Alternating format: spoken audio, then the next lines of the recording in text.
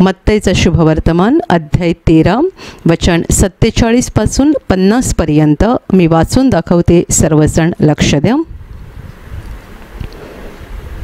आणखी स्वर्गाचे राज्य समुद्रात टाकलेल्या एखाद्या जाळ्यात सर्व प्रकारचे जीव एकत्र सापडतात त्यासारखे आहे. ते भरल्यावर माणसांनी ते किनाऱ्याकडे ओढले आणि बसून जे चांगले ते भांड्यात जमा केले, वाईट ते फेकून दिले. तसे युगाच्या समाप्तीस होईल. देवदूत येऊन नीतिमानांतून दुष्टांना वेगळे करतील आणि त्यांना अग्नीच्या भट्टीत टाकतील. तेथे रडणे व दात खाणे चालेल. Hallelujah, hallelujah, hallelujah, hallelujah. माझ्या प्रिय बंधू भगिनींनो, 2000 वर्षांपूर्वी प्रभू येशू ख्रिस्त जेव्हा मानव रूपात या जगामध्ये होता, तेव्हा त्याने स्वर्गाची शिकवण या जगामध्ये आणली. स्वर्गातून आलेली देवाची वचनं अगदी सोप्या भाषेत त्याने लोकांना शिकवली. आणि या ठिकाणी प्रभू येशू ख्रिस्त स्वर्गाच्या राज्याविषयी अगदी सोप्या भाषेमध्ये समजावून सांगत आहे. प्रभू सांगत आहे, स्वर्गाचं राज्य कशासारखं आहे. समुद्रामध्ये जाळं टाकलं जातं आणि त्या जाळ्यामध्ये सगळ्या प्रकारचे जीव एकत्र सापडतात, त्याप्रमाणे हे आहे. समुद्रात जेव्हा एखादा कोळी जाळं टाकतो तेव्हा त्याला हवी असलेलीच मासळी येते असं नाही, तर अनेक प्रकारचे वेगवेगळे जीव त्या जाळ्यामध्ये एकत्र सापडतात. आणि मग लोक ते जाळं ओढून किनाऱ्याकडे आणतात, बसतात आणि त्यातले निवडतात. त्यांना जे चांगलं हवं आहे ते घेऊन भांड्यामध्ये गोळा करतात आणि जे काही त्यांना नको आहे असं वाईट जे त्या जाळ्यामध्ये आलेलं आहे ते सगळं काही ते फेकून देतात. प्रभू येशू सांगत आहे, अगदी त्याप्रमाणे युगाच्या समाप्तीला देवदूत येणार आहेत आणि नीतिमानांपासून अनीतिमानांना वेगळं करणार आहेत.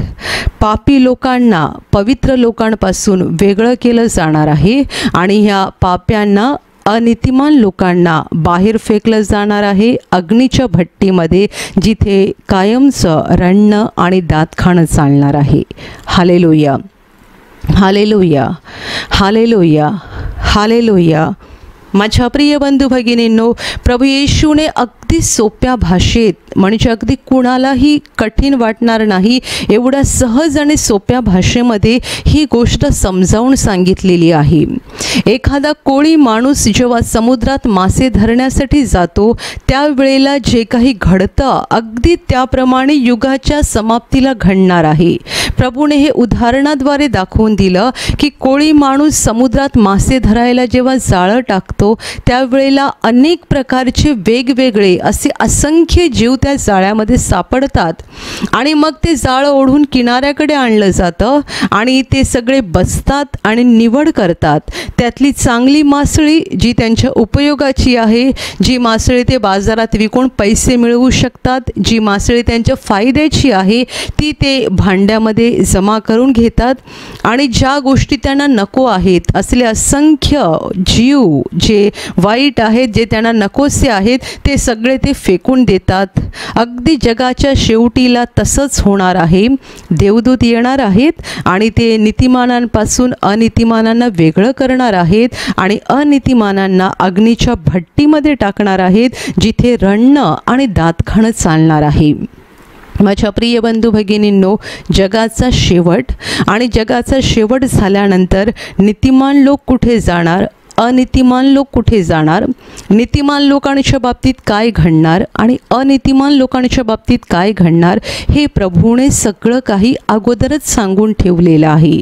सगळ्या गोष्टी प्रभूने अगोदर स्पष्ट केलेल्या आहेत आणि प्रभूने जे काही सांगितलेलं आहे तेही एवढ्या सहज आणि सोप्या भाषेत असे दाखले आणि अशी उदाहरणं देऊन त्याने समजावून दिलेलं आहे की अगदी अशिक्षित व्यक्तीला सुद्धा या गोष्टी अगदी सहजपणे समजू शकतात.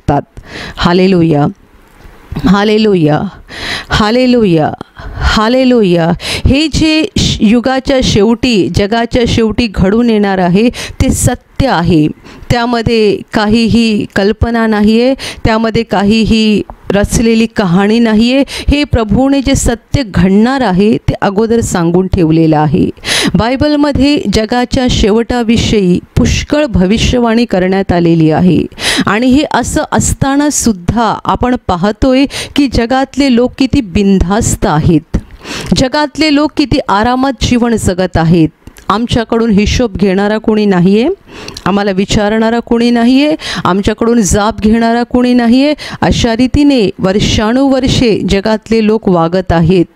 पण माझ्या प्रिय बंधू भगिनींनो, हे जग कायमचं असंच सुरू राहणार नाही आहे. प्रभू येशू ख्रिस्त 2000 वर्षांपूर्वी या जगात आला, तेव्हा त्याने जगाच्या शेवटाच्या गोष्टी सांगून ठेवल्या. तो आला होता मानवजातीच्या तारणासाठी, तो आला होता मानवजातीच्या मुक्तीसाठी. पण त्याने या मुक्तीच्या गोष्टी लोकांना सांगितल्या आणि त्या पलीकडे नंतर होणाऱ्या न्यायाच्या गोष्टीसुद्धा अगोदरच सांगितल्या. प्रभूने काही वेळा त्याच्या शिष्यांना असंही सांगितलं, पहा हे मी तुम्हाला अगोदरच सांगून ठेवलेलं आहे, हे मी तुम्हाला अगोदरच सांगून ठेवलेलं आहे. म्हणजे जेव्हा हे घडायला लागेल तेव्हा तुम्हाला समजेल की प्रभूने आम्हाला या गोष्टी सांगून ठेवलेल्या होत्या. हे असं असं असं असं घडणार आहे, हे निश्चितपणे होणार आहे, हे प्रभूने सांगितलेलं आहे. याची आपल्याला आठवण व्हावी म्हणून प्रभूने या सगळ्या गोष्टी अगोदरच सांगून ठेवलेल्या आहेत. जगाचा शेवट होणार आहे. जेव्हा तो तारणारा म्हणून जगात आला तेव्हाच त्याने तो न्यायाधीश म्हणून जगात येणार हे पण स्पष्ट केलं होतं. प्रभूने सांगितलं त्या शेवटच्या दिवशी तो आकाशातून मेघावर आरूढ होऊन वैभवाने या जगामध्ये उतरेल. त्याच्या समोर सगळी राष्ट्रे गोळा केली जातील आणि तो अनीतिमान लोकांना नीतिमान लोकांपासून वेगळं करील. अनीतिमान लोक प्रभूच्या डाव्या हाताजवळ राहतील, नीतिमान लोक प्रभूच्या उजव्या हाताजवळ राहतील. आणि जे प्रभूच्या उजव्या हाताजवळ नीतिमान लोक असतील त्यांना प्रभू सांगेल की अहो माझ्या पित्याचे आशीर्वादित हो, या जे राज्य जगाच्या स्थापनेपासून तुम्हाकरिता राखून ठेवलं होतं ते वतन म्हणून घ्या. कारण जेव्हा मी भुकेला होतो तेव्हा तुम्ही मला खायला दिलं, जेव्हा मी तहानलेला होतो तेव्हा तुम्ही मला प्यायला दिलं, जेव्हा मी उघडा होतो तेव्हा तुम्ही मला वस्त्र दिलं, जेव्हा मी परका होतो तेव्हा तुम्ही मला घरात घेतलं, आणि जेव्हा मी आजारी होतो किंवा बंदिशाळेत होतो तेव्हा तुम्ही माझ्या भेटीला आलात. आणि त्यावेळेला नीतिमान लोक प्रभूला उत्तर देतील की प्रभूजी हे सगळं आम्ही तुम्हाला कधी केलं? तुम्ही केव्हा भुकेला होतात आणि आम्ही तुम्हाला खायला दिलं? तुम्ही केव्हा तहानलेला होतात आणि आम्ही तुम्हाला प्यायला दिलं? तुम्ही केव्हा वस्त्रहीन होतात आणि आम्ही तुम्हाला कपडे दिले? तुम्ही केव्हा परके होतात आणि आम्ही तुम्हाला घरात घेतलं? हे सगळं आम्ही तुमच्यासाठी कधी केलं आहे? आणि त्यावेळेला प्रभू त्यांना सांगेल की तुम्ही या माझ्या कनिष्ठ बंधूपैकी एकाला केलं, त्या अर्थी ते तुम्ही मला केलेलं आहे. आणि प्रभू म्हणतो हे सगळे नीतिमान लोक स्वर्गात जातील अनंत काळचं जीवन उपभोगण्यासाठी. मग तो डावीकडच्यांना सांगेल, अहो शापग्रस्त हो, माझ्याकडून निघून जा आणि सैतान आणि त्याचे दूत यांच्यासाठी जो सार्वकालिक अग्नी सिद्ध केलेला आहे त्यात जा. कारण जेव्हा मी भुकेला होतो तेव्हा तुम्ही मला खायला दिलं नाही, मी तहानलेला होतो तेव्हा तुम्ही मला प्यायला दिलं नाही, मी उघडा होतो तेव्हा तुम्ही मला वस्त्र दिलं नाही, मी परका होतो तेव्हा तुम्ही मला घरात घेतलं नाही. आणि हे अनीतिमान पापी लोक प्रभूला उत्तर देतील की आम्ही कधी तुझ्याशी असं वागलो, आम्ही कधी तुला खायला दिलं नाही, कधी तुला प्यायला दिलं नाही, कधी तुला वस्त्र दिले नाही, कधी तुझ्या भेटीला आलो नाहीत. आणि त्यावेळेला प्रभू त्यांना सांगेल की तुम्ही या माझ्या कनिष्ठ बंधूपैकी एकालाही केलं नाही, त्या अर्थी ते तुम्ही मला केलं नाही. आणि प्रभू पुढे म्हणतो की ते तर सार्वकालिक शिक्षा भोगावयात जातील. उजव्या बाजूला असलेले नीतिमान लोक स्वर्गात सार्वकालिक जीवन उपभोगायला जातील आणि डाव्या बाजूला असलेले अनीतिमान पापी सार्वकालिक शिक्षा भोगण्यासाठी जातील, म्हणजेच नरकात जातील. माझ्या प्रिय बंधू भगिनींनो, या सगळ्या गोष्टी प्रभूने अगोदर सांगून ठेवलेल्या आहेत. सगळं अगोदर जेव्हा तो तारणारा म्हणून जगात आला होता, जेव्हा तो मुक्तिदाता म्हणून जगात आला होता, त्यावेळेला त्याने न्यायाधीश बनून तो जगात येणार आहे आणि तो कसा न्यायनिवाडा करणार आहे हे सुद्धा अगोदरच सांगून ठेवलेलं आहे. माझ्या प्रिय बंधू भगिनींनो, हे सगळं प्रभूने अगोदर अशासाठी सांगितलेलं आहे की कोणाही माणसाला कुठल्याही प्रकारचं निमित्त सापडू नये. कोणालाच नाही, कसलंही नाही, कोणाला कसलंही निमित्त सापडू नये म्हणून प्रभूने या सगळ्या गोष्टी अगोदरच सांगून ठेवलेल्या आहेत. सध्या अजून तरी देवाच्या न्यायाचा काळ सुरू झालेला नाही आहे.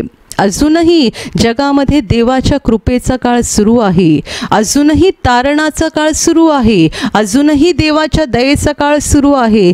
पण लवकरच हा तारणाचा काळ संपणार आहे आणि न्यायाचा काळ सुरू होणार आहे.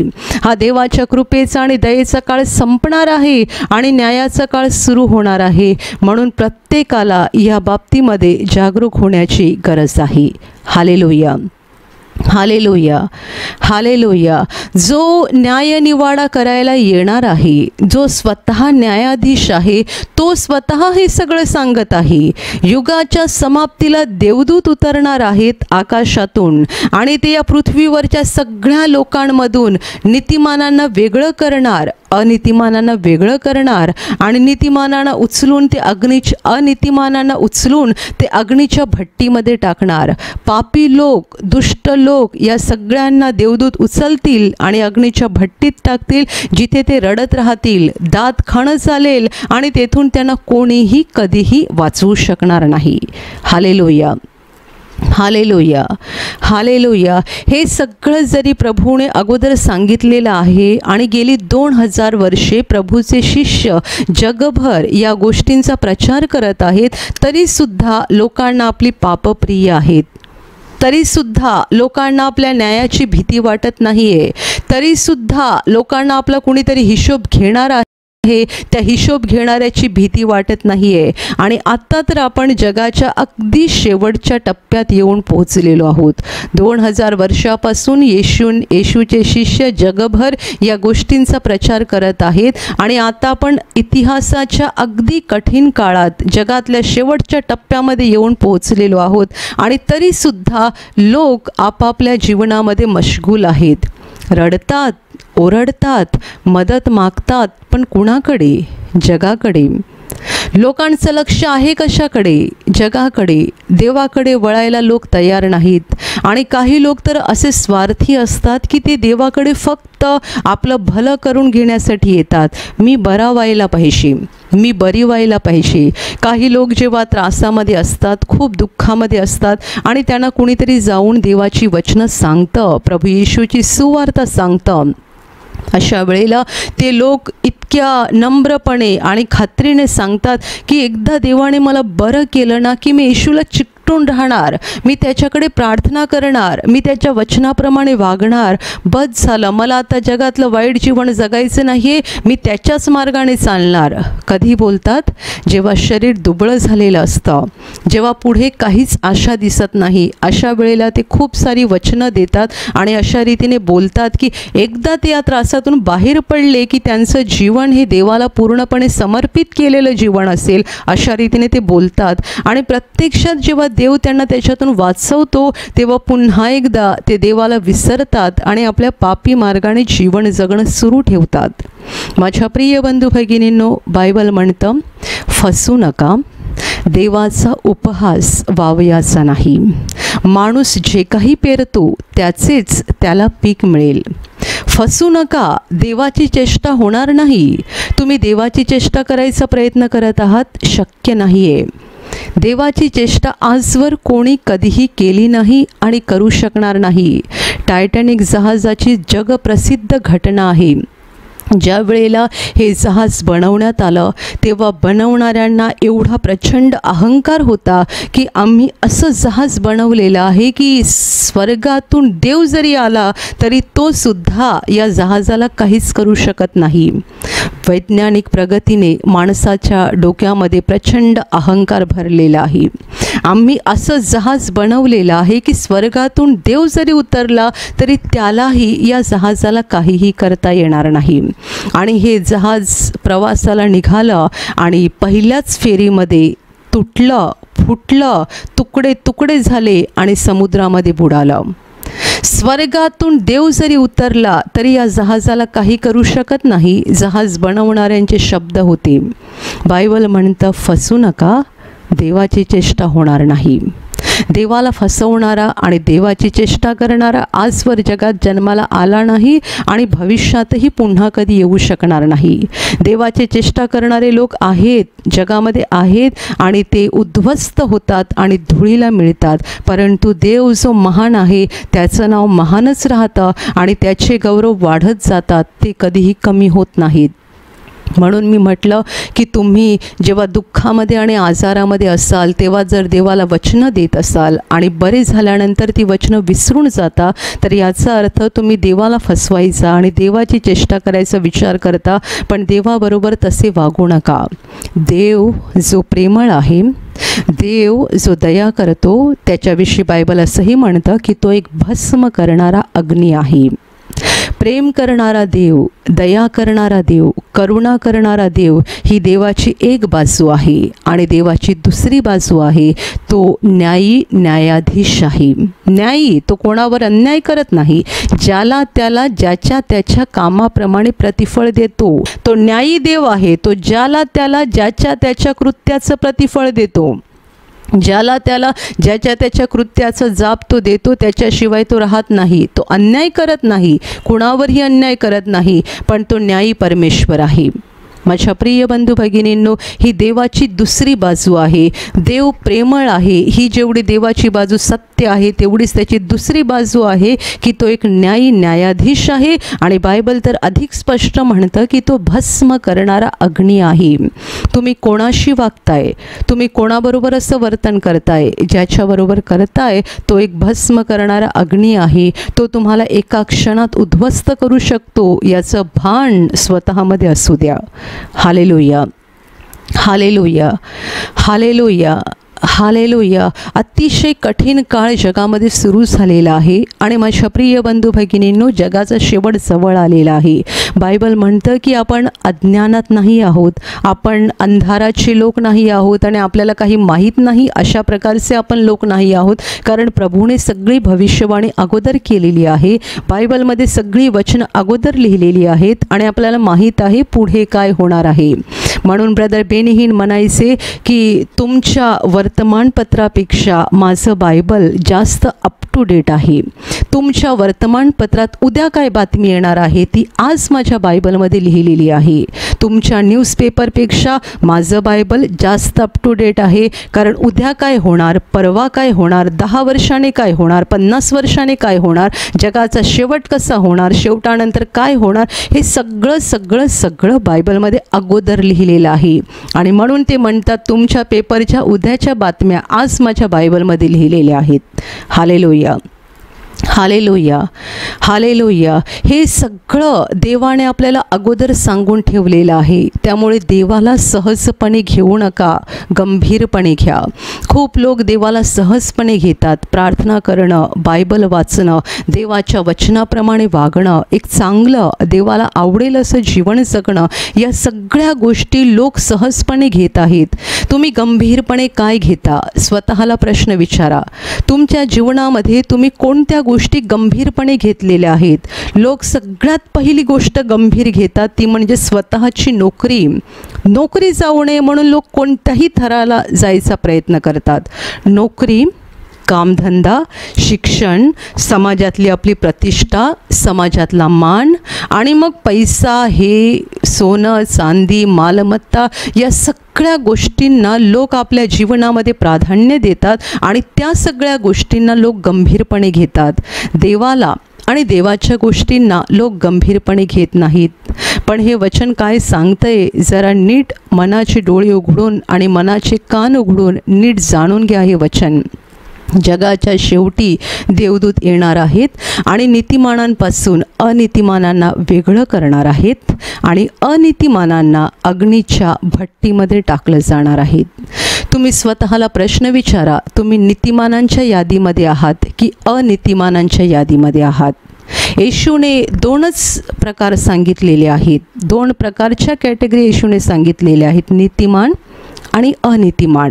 तिसरा प्रकार नाही आहे. अगदी न्यायनिवाड्याचं वर्णन जिथे येशूने केलेलं आहे त्या ठिकाणी पण येशूने दोनच प्रकार सांगितलेले आहेत. नीतिमान येशूच्या उजव्या बाजूला उभे राहतील, अनीतिमान येशूच्या डाव्या बाजूला उभे राहतील.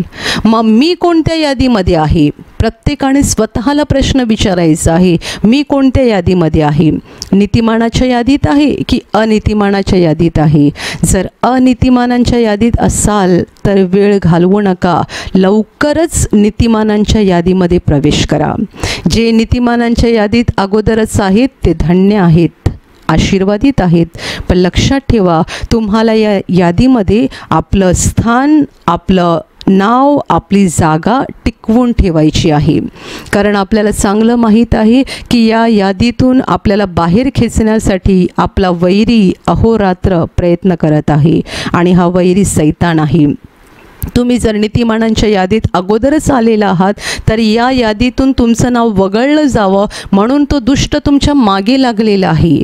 तो तुम्हाला मोहात, परीक्षेत आणि वेगवेगळ्या प्रकारच्या वासनेमध्ये अडकवण्याचा प्रयत्न करत आहे, अशासाठी की या नीतिमानांच्या यादीमधून तुमचं नाव वगळलं जावं. म्हणून जर तुम्ही अगोदरच नीतिमानांच्या यादीत असाल तर देवाचे आभार माना, तुम्ही धन्य आहात, तुम्ही आशीर्वादित आहात. तुम्ही देवाचे आभार माना आणि या नीतिमानांच्या यादीमध्ये टिकून राहण्यासाठी अगदी मनापासून प्रयत्न करा. मनापासून. बायबलमध्ये म्हटलेलं आहे, आपण उभे राहूत असं जर कोणाला वाटत असेल तर पडू नये म्हणून सांभाळावं. तुम्ही जर उभे आहात असं जर तुम्हाला वाटतंय तर तुमचा तोल जाऊ नये म्हणून सांभाळा. तुम्ही जर नीतिमानांच्या यादीमध्ये आहात तर चुकून तुमचं नाव अनीतिमानांच्या यादीत जाऊ नये म्हणून सांभाळा. कधी जाऊ शकतं तुमचं नाव अनीतिमानांच्या यादीत? तुम्ही प्रभू येशूवर विश्वास ठेवलेला आहे, एक विश्वासाचं जीवन जगायचा प्रयत्न करत आहात, पण हळूहळू देवाबद्दलचा तुमचा गंभीरपणा जर कमी होत चाललेला असेल, प्रार्थना करण्याकडे तुम्ही दुर्लक्ष करू लागलात, बायबल वाचण्याकडे दुर्लक्ष करू लागलात, देवाच्या वचनाप्रमाणे वागण्याकडे दुर्लक्ष करू लागलात, तर हळूहळू तुमच्या समोर जे काही मोहपाश येतील त्यामध्ये तुम्ही अडकून जाल. कारण लक्षात ठेवा, सैतान आपल्यापासून दूर नाही आहे, तो आपल्या जवळच फिरत राहतो, तो आपल्या अवतीभोवतीच फिरत राहतो आणि तो नेहमी प्रयत्न करतो, संधी शोधत असतो आपल्याला पापात पाडण्यासाठी, मोहात पाडण्यासाठी आणि देवापासून दूर नेण्यासाठी तो संधी शोधत असतो. जे लोक प्रार्थनेचा हळूहळू कंटाळा करतात, बायबल वाचनाचा कंटाळा करतात, ज्यांना देवाच्या वचनामध्ये काही स्वारस्य राहत नाही, ज्यांना देवाच्या वचनाप्रमाणे वागण्यात काही अर्थ वाटत नाही, त्यांना वाटतं हे पण तर वाईट करतात, ते पण तर वाईट करतात, त्यांचं बरं चाललेलं आहे तर मी कशाला एवढा सरळ चालायला पाहिजे. काही लोक असं म्हणतात की थोडं थोडं वाकडं चालायला पाहिजे, सरळ चालणाऱ्यांना कुठे फायदा होतो, वाकडे चालतात त्यांचा फायदा होतो. लक्षात ठेवा, हे सगळे सैतानाचे शब्द आहेत. वाकडं चालल्याने फायदा होतो, एकदम सरळ चालल्याने फायदा होत नाही, हे सैतानाचे शब्द आहेत. तुम्हाला या शब्दाने सैतान फसवणार. तुम्ही जर प्रार्थना कमी करत गेलात आणि हळूहळू तुमची प्रार्थना बंद झाली, बायबल वाचन तुम्ही कमी केलं, देवाच्या वचनाप्रमाणे वागणं तुम्ही सोडून दिलं, तर तुमच्या लक्षात सुद्धा येणार नाही की तुम्ही नीतिमानांच्या यादीमधून अनीतिमानांच्या यादीमध्ये कधी प्रवेश कराल. Hallelujah, hallelujah, hallelujah. वर्गामध्ये एखादा मुलगा खूप हुशार असतो, खूप हुशार, नेहमी त्याचा वर्गात पहिला नंबर येतो, पण ज्याचा वर्गात पहिला नंबर येतो त्याने हा पहिला नंबर टिकवून ठेवण्यासाठी जर प्रयत्न केला नाही, जर प्रामाणिक प्रयत्न केला नाही, तर आपण पाहतो की हळूहळू हा मुलगा मागे मागे मागे मागे मागे येत राहतो, चुकीच्या मुलांच्या संगतीमध्ये लागतो, अभ्यास करणं सोडून देतो, खेळ आणि सगळे वाईट नाद त्याला लागतात आणि नंतर तो मुलगा एवढा ढ बनतो की त्याचे शिक्षकसुद्धा आश्चर्यचकित होतात की हा तर एवढा हुशार मुलगा होता, असा कसा बनला. अगदी त्याप्रमाणे आपलं होऊ शकतं.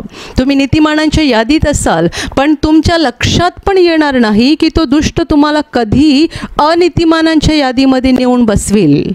माझ्या प्रिय बंधू भगिनींनो, प्रयत्न करा, अगदी मनापासून प्रयत्न करा नीतिमानांच्या यादीमध्ये टिकून राहण्यासाठी. Hallelujah, hallelujah. येशूने सांगितलेले आहे, झटा, मेहनत घ्या. कशासाठी? देवाचं राज्य आणि देवाचं नीतिमत्व मिळवायला. येशूने नाही सांगितलं घाम गाळा, मेहनत घ्या, कष्ट करा आणि त्यासाठी स्वतःसाठी बंगला बांधायला, स्वतःसाठी प्रॉपर्टी गोळा करायला घाम गाळा, असं येशूने सांगितलं नाही आहे. घाम गाळा, मेहनत करा, झटा देवाचं राज्य मिळवायला. खरी मेहनत तुमची आणि माझी देवाचं राज्य मिळवायला झाली पाहिजे. देवाचं नीतिमत्व मिळवण्यासाठी जसा तो आहे तसे आपण बनलं पाहिजे, म्हणून आपली खरी मेहनत असली पाहिजे. माझ्या प्रिय बंधू भगिनींनो, स्वतःला सांभाळा, अगदी अंतःकरणापासून मनापासून प्रयत्न करा नीतिमानांच्या यादीतलं तुमचं स्थान टिकवून ठेवण्यासाठी. कारण तो दुष्ट तुमच्या जवळ आहे, तो तुम्हाला फसवायला आणि या यादीतून बाहेर काढून तुम्हाला अनीतिमानांच्या यादीत बसवायला प्रयत्नशील आहे. अहोरात्र त्याचे प्रयत्न सुरू आहेत. तो दुष्ट झोपत नाही आहे. आपण झोपा काढतो, पण आपला शत्रू मात्र झोपा काढत नाही आहे. तो न झोपता अहोरात्र हे काम करत आहे. म्हणून नीतिमानांच्या यादीमध्ये तुमचं नाव टिकवून ठेवायला आणि या यादीमध्ये पुढे जाण्यासाठी प्रयत्न करा. Hallelujah, hallelujah, hallelujah. लोक प्रयत्न करतात जगामध्ये जिथे कुठे फायदा होणार आहे त्या ठिकाणी यादीत आपलं नाव यावं म्हणून. तुम्ही जर येशूला ओळखलेलं आहे, तुम्हाला जर सत्य समजलेलं आहे, तुम्हाला जगाचा शेवट किती जवळ आलेला आहे हे कळलेलं आहे, जगाचा न्यायनिवाडा, स्वर्ग आणि नरक ह्या गोष्टी समजलेल्या आहेत, तर तुम्ही असल्या मूर्खपणाच्या गोष्टींच्या मागे लागू नका. मूर्खपणाच्या गोष्टीत आतापर्यंत आपला वेळ गेला तितका पुरे झाला. आता त्या गोष्टीत वेळ घालवू नका. तुम्हाला खायला प्यायला आहे, तुमच्या अंगावर कपडे आहेत, तेवढ्यावर समाधानी राहा. अधिक मिळवायचा प्रयत्न करू नका. खरा प्रयत्न करा देवाचं राज्य मिळवायला. नीतिमानांच्या यादीमध्ये टिकून राहा. नीतिमानांच्या यादीमध्ये अजून वर जायचा प्रयत्न करा, खाली उतरायचा प्रयत्न करू नका. भरपूर प्रार्थना करा, भरपूर बायबल वाचा, दुसऱ्यांना मदत करा, देवाच्या वचनाप्रमाणे दुसऱ्यावर प्रेम करा. कारण ही तर येशूची इच्छा आहे. न्याय निवाडायच्या वेळेला प्रभू असं सांगणार आहे की मी जेव्हा भुकेला होतो तेव्हा तुम्ही मला खायला दिलं, मी जेव्हा तहानलेला होतो तेव्हा तुम्ही मला प्यायला दिलं, मी जेव्हा उघडा होतो तेव्हा तुम्ही मला वस्त्र दिलं, मी जेव्हा आजारी होतो किंवा तुरुंगात होतो तेव्हा तुम्ही माझ्या भेटीला आलात. आणि नीतिमान सांगतील की प्रभू आम्ही हे सगळं तुझ्यासाठी कधी केलं? तू कधी भुकेला होता, तू कधी तहानलेला होता, तू कधी तुरुंगात होता, तू कधी आजारी होता आणि आम्ही तुला भेटायला आलो होतो. प्रभू सांगेल या माझ्या कनिष्ठ बंधूपैकी एकाला तुम्ही केलं, त्या अर्थी तुम्ही मला केलं आहे. लक्षात घ्या, प्रभू शेवटच्या वेळेला, न्यायाच्या वेळेला काय बोलणार आहे. जे शब्द प्रभू न्यायाच्या वेळेला बोलणार आहे ते त्याने अगोदरच सांगून ठेवलेले आहेत. ते शब्द तुमच्या जीवनात पूर्ण व्हावेत म्हणून प्रयत्न करा. भुकेलेल्या जेवण देणं, तहानलेला असेल त्याला पाणी देणं, उघड्याला वस्त्र देणं, जो पीडित आहे, दुःखात आहे त्याला मदत करणं, ह्या गोष्टी तुमच्या जीवनामध्ये करा. कारण त्यासाठीच आणि त्यानुसारच येशू ख्रिस्त आपला न्यायनिवाडा करणार आहे. कारण येशू म्हणतो की ह्या माझ्या कनिष्ठ बंधूपैकी एकाला तुम्ही केलं म्हणजे तुम्ही मला केलं. तुम्ही एखाद्या गरीबाला जेवण दिलं त्यावेळेला तुम्ही त्याला नाही, तुम्ही येशूला दिलं. तुम्ही एखाद्या गरीबावर दया केली, एखाद्या गरीबाला मदत केली, एखाद्या असहाय्य आणि आजारी व्यक्तीला मदत केली, तर येशू म्हणतो ते तुम्ही त्यांना नाही, ते तुम्ही मला केलेलं आहे. आणि हे शब्द एवढे महत्त्वाचे आहेत की प्रभू हे शब्द न्यायाच्या वेळेला उच्चारणार आहे, न्यायाच्या वेळेला हे शब्द वापरणार आहे. म्हणून तुमचं जीवन त्याप्रमाणे बनवण्याचा प्रयत्न करा. स्वार्थी बनू नका. मी माझं कुटुंब हे बघितलं तेवढं पुरे झालं. आता देवाच्या वचनाप्रमाणे तुमच्या जीवनामध्ये बदल करा आणि दुसऱ्यांना मदत करायला आणि दुसऱ्यांवर दया करायला सुरुवात करा. Hallelujah, hallelujah. हालेलुया. नीतिमानांच्या यादीमध्ये स्वतःला टिकवून ठेवा, कारण या शेवटच्या काळात दोनच यादी आहेत, एक नीतिमानांची यादी, अनीतिमानांची यादी. स्वर्गातून जेव्हा देवदूत उतरणार आहेत तेव्हा त्यांच्या हातात नीतिमानांची यादी असेल आणि अनीतिमानांची यादी असेल, तिसरी यादी नसेल.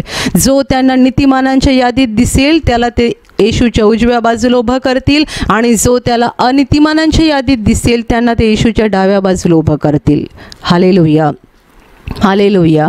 आणि माझ्या प्रिय बंधू भगिनींनो, तुम्ही जर अजूनही नीतिमानांच्या यादीमध्ये प्रवेश केलेला नसेल, याचा अर्थ तुम्ही अनीतिमानांच्या, पापी लोकांच्या यादीमध्ये आहात. तुम्ही अतिशय धोक्याच्या स्थितीत आहात. तुम्हाला नीतिमानांच्या यादीत प्रवेश करण्यासाठी प्रयत्न केला पाहिजे. नीतिमान कोण? नीतिमान म्हणजे ज्याला पापांची क्षमा झालेली आहे. नीतिमान म्हणजे ज्याची पापं येशूच्या रक्तामध्ये धुतली गेलेली आहेत. नीतिमान म्हणजे जो पापी होता पण देवाच्या दयेने तो पापमुक्त झालेला आहे. नीतिमान म्हणजे जो पापीच पण आता देवाची दया झाल्यामुळे तो शुद्ध झालेला आहे आणि आता देवाच्या दयेमुळे त्याची पापं सदा सर्व काळासाठी पुसली गेलेली आहेत. तुम्हाला जर पापक्षमा झालेली नाहीये, तुमची पापं येशूच्या रक्ताने धुतलेली नाहीत आणि तुमचा आत्मा अजूनही पापामध्ये आहे, तुमच्या आत्म्यावरचे पापांचे डाग गेलेले नाहीत, तर तुम्ही पहिल्याने ते डाग काढून घेतले पाहिजेत. आणि पापांचे डाग बाकी कशानेही निघत नाहीत, फक्त प्रभू येशूच्या पवित्र रक्ताने निघू शकतात. आपल्या आत्म्यावरचे पापाचे डाग काढायची ताकद जगातल्या कोणत्याही गोष्टीमध्ये नाही आहे आणि कोणत्याही द्रव्यामध्ये नाही आहे, कोणत्याही साधनामध्ये नाही आहे, कोणत्याही माणसामध्ये नाही आहे. आत्म्यावरचे पापाचे डाग काढायची ताकद एकाच गोष्टीमध्ये आहे आणि ती गोष्ट म्हणजे प्रभू येशूने आपल्यासाठी क्रूसावर वाहिलेलं त्याचं पवित्र रक्त आहे. प्रभू येशूवर विश्वास ठेवा, पापांचा पश्चाताप करा आणि अगदी मनापासून पापांसाठी क्षमा मागा. येशूच्या रक्तात स्वतःला धुवून घ्या, येशूच्या रक्तात स्वतःला शुद्ध करून घ्या, म्हणजे तुम्ही नीतिमानांच्या यादीमध्ये प्रवेश कराल. तुम्ही खूप वाईट जीवन जगला असाल, खूप पापी जीवन जगला असाल, पण देव तुमच्यावर प्रेम करतो. देवाला तुम्हाला क्षमा करायची आहे, देवाला तुमची पापं पुसून टाकायची आहेत, म्हणून तर तो मानव बनून या जगात आला. देवपुत्र, देवाचा पुत्र जो स्वतः देव होता, त्याने मानवाचं रूप घेतलं आणि तो मानव बनून या जगात आला. येशू ख्रिस्त देवाचा पुत्र मानव बनून अशासाठी जगात आला की त्याने मानवजातीच्या पापांची सगळी शिक्षा स्वतःवर घ्यावी. त्याने पापांची सगळी शिक्षा स्वतःवर घेऊन क्रूसावर बलिदान केलं, अशासाठी की जेवढे त्याच्यावर विश्वास ठेवतील त्या सगळ्यांना तो पापांची क्षमा करेल.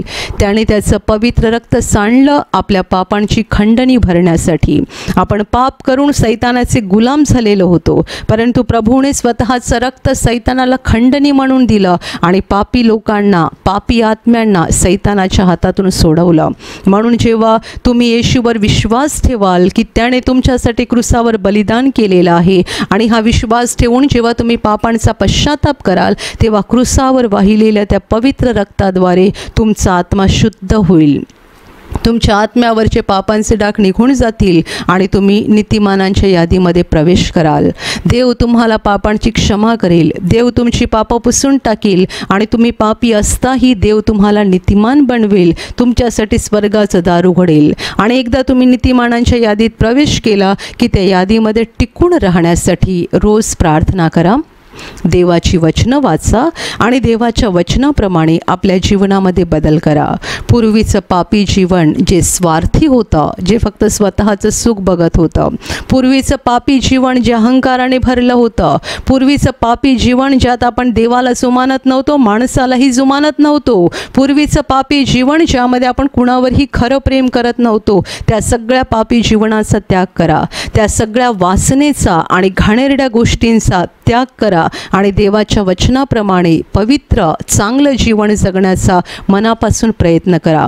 नीतिमानांच्या यादीमध्ये लवकरच प्रवेश करा, कारण जगात कठीण काळ सुरू आहे. दिवसेंदिवस सैतानाचं काम वाढत आहे. आज तुम्ही हे देवाचं वचन ऐकत आहात म्हणजे देवाने तुमच्यावर केलेली दया आहे. कदाचित यानंतर पुन्हा तुम्हाला देवाचं वचन ऐकायची संधी मिळणार नाही. तोपर्यंत सैतानाने येऊन तुमचं हृदय कडक करू नये आणि तुम्हाला फसवू नये, म्हणून आज तुम्ही हे वचन ऐकत असताना तुमचं हृदय नम्र करा. आत्ता तुम्ही हे वचन ऐकत असताना, हे देवाचे शब्द ऐकत असताना तुमचं हृदय नम्र करा. देवाला शरण या, तुमचं जीवन देवाच्या हातात समर्पित करा. कारण आपण आपल्या जीवनाचे मालक नाही आहोत. आपण या जगात क्षणभरासाठी आहोत. आपल्याला पुढचा क्षण माहिती नाही आहे. मरणानंतर आपण कुठे जाणार आहोत याचा आज विचार करा. तुम्हाला जर स्वर्गात जायचं असेल तर नीतिमानांच्या यादीत प्रवेश केला पाहिजे. कारण मी तुम्हाला म्हटल्याप्रमाणे आज देवाने तुमच्यावर केलेली ही दयेची वेळ आहे. पुन्हा तुम्हाला हे वचन ऐकायची संधी मिळेल किंवा नाही हे सांगता येत नाही. सैतान येऊन तुमचं हृदय कडक करेल आणि तुम्ही पुन्हा देवाकडे कधी वळू शकणार नाही.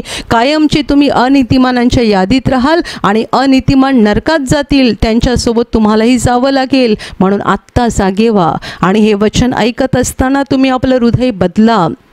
तुमच्या पापांसाठी मनापासून पश्चाताप करा. अगदी हृदयातून प्रभूकडे पापांची क्षमा मागा. नीतिमानांच्या यादीमध्ये प्रवेश करा. प्रार्थना करा. देवाची वचनं वाचा. पापांचा त्याग करा आणि या वचनाप्रमाणे चालायला सुरुवात करा. कारण शेवट जवळ आलेला आहे. शेवट जवळ आलेला आहे. जगाचा शेवट लवकरच घडून येणार आहे आणि देवदूत येणार आहेत. नीतिमान आणि अनीतिमान वेगळे होणार आहेत. नीतिमान स्वर्गात जाणार आहेत आणि अनीतिमान नरकात जाणार आहेत. हे सत्य आहे. हे सत्य आहे. हे सत्य आहे आणि जगातली कोणतीही ताकद या गोष्टीला बदलू शकत नाही. कोणतीच ताकद नाही. माणसाने कितीही प्रयत्न केला तर येशूच्या या वचनांना बदलण्याची ताकद आकाशात, पृथ्वीवर आणि पृथ्वीखाली कुठेच नाही आहे. म्हणून प्रभू येशूने सांगितलं की आकाश आणि पृथ्वी नाहीशी होणं सोपं आहे, परंतु माझी वचनं कधीच नष्ट होणार नाही. तो जे काही बोललेला आहे ते पूर्ण होणार म्हणजे होणार म्हणजे होणार. त्याने सांगितलेलं आहे त्याप्रमाणे जगाचा न्यायनिवाडा होणार आहे. देवदूत उतरणार आहेत. नीतिमान अनीतिमान वेगळे केले जाणार आहेत. नीतिमान स्वर्गात जाणार आहेत. अनीतिमान नरकात जाणार आहेत. हे येशूचे शब्द बदलायची ताकद कुणामध्येच नाही आहे. माझ्या प्रिय बंधू भगिनींनो, तोच तारणारा आहे, तोच मुक्तिदाता आहे आणि तोच न्यायाधीशसुद्धा आहे. म्हणून आत्म्यामध्ये जागे व्हा. पाप कबूल करा. पश्चाताप करा. नीतिमानांच्या यादीत प्रवेश करा. आणि जर तुम्ही अगोदरच आहात नीतिमानांच्या यादीत तर अगदी मनापासून प्रयत्न करा या यादीमध्ये टिकून राहायचा.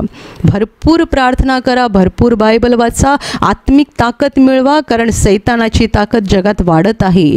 प्रार्थनेने आणि देवाच्या वचनामुळे तुमच्या आत्म्यामध्ये ताकद येईल सैतानाशी लढण्यासाठी आणि सैतानाला हरवण्यासाठी. आत्म्याची ताकद मिळवा आणि या नीतिमानांच्या यादीमध्ये टिकून राहा. देवाच्या अधिक जवळ जा. म्हणजे जगाचा शेवट कधी हो, जेव्हा देवदूत येतील तेव्हा ते तुम्हाला नीतिमान लोकांमध्ये उचलून ठेवतील आणि तिकडून आपण स्वर्गात जाऊ. देवाबरोबर अनंत काळ स्वर्गात राहू. Hallelujah, hallelujah, hallelujah, hallelujah. आणि आता मी तुमच्यासाठी प्रार्थना करणार आहे. पूर्ण विश्वास ठेवा की प्रभू येशू एका क्षणात तुम्हाला स्पर्श करून बरं करेल. एका क्षणात तो तुमच्या जीवनातलं दुःख काढून टाकेल. कारण प्रभू आजही जिवंत आहे. 2000 वर्षांपूर्वी तो देहरूपात या जगात होता. आज देहरूपात नाही आहे, पण आत्म्याच्या रूपाने आहे. आणि जिथे जिथे लोक त्याच्यावर विश्वास ठेवतात आणि विश्वासाने त्याला हाक मारतात, तिकडे तिकडे तो त्यांच्या अगदी जवळ असतो. त्यांना बरं करायला, त्यांना आनंदित करायला आणि त्यांना सैतानाच्या हातातून सोडवायला तो नेहमीच तयार असतो. म्हणून विश्वास ठेवा. प्रभू इथे आहे. तो तुम्हाला स्पर्श करेल आणि तुमचं जीवन बदलून टाकेल.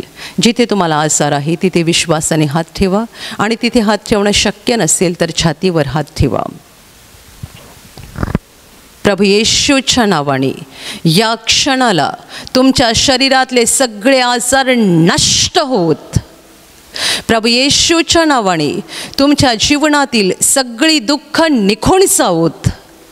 सैतानाची सर्व कामं तुमच्या घरातून आणि तुमच्या कुटुंबातून प्रभू येशूच्या नावाने पूर्णपणे नष्ट होत. सर्व शुद्धात्म्यांनो, प्रभू येशूच्या नावाने मी तुम्हाला आज्ञा देत आहे, या क्षणाला यांना सोडून निघून जा आणि पुन्हा त्यांच्यात शिरू नका. प्रभूचं महान सामर्थ्य तुमच्यावर येवो, पवित्र आत्मा तुमच्यावर येवो, पवित्र आत्म्याचा आनंद तुमच्या जीवनात येवो, पवित्र आत्म्याची शांती तुमच्या हृदयात येवो आणि तुमचं जीवन स्वर्गीय प्रकाशाने भरून जावो. आमीन.